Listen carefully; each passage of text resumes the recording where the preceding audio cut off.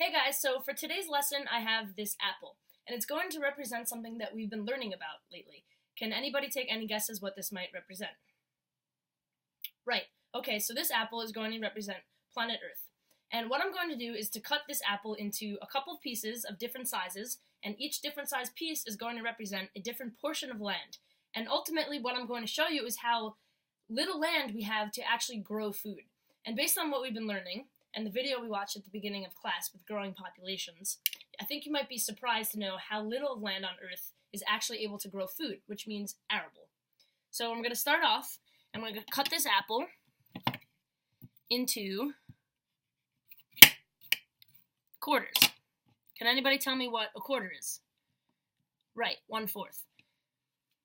So, I have 4 quarters of this apple, and as you can see, 3 quarters I'm going to put away because that represents water. And now, that leaves us with 1/4.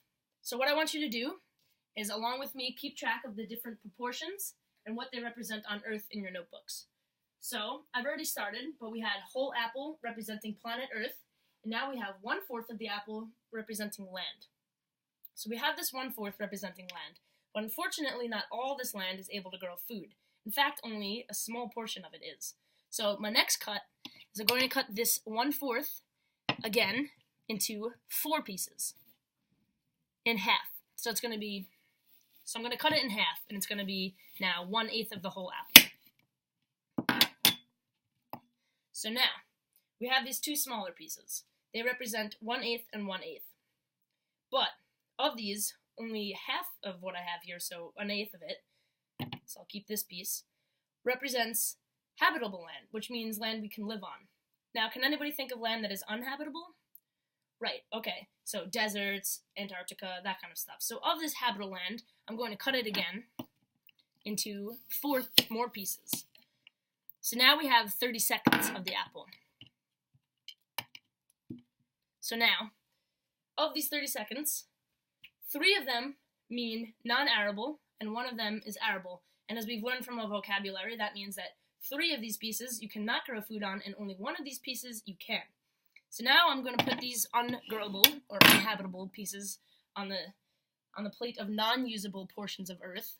And as you can see, that leaves us with this little tiny chunk. And this is only 1/32 of the apple. So now I'm going to cut the apple again. Oh, and we're going to keep track of that in our notes.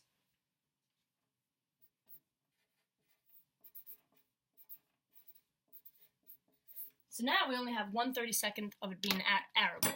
But as you can see, I'm going to cut it again.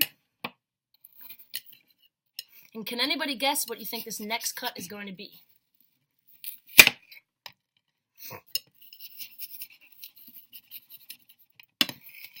So this next cut is just the peel of the 1/32 of the apple that we have. And this little teeny tiny peel represents topsoil. And that means the land on the Earth that can actually grow food. And as we learned before, that means it's arable. So out of this whole apple, only this little tiny piece of land is actually capable of growing food. And now I want you to think about this question. Based on the video we watched and how the Earth's population is growing exponentially and it's going to keep on growing, how do you think that this little tiny piece of land is going to support humans in all the food we need? And knowing how soil erosion and the environmental damage that has been going on, how is that going to affect the future? Are people going to be able to eat? So, we will find out.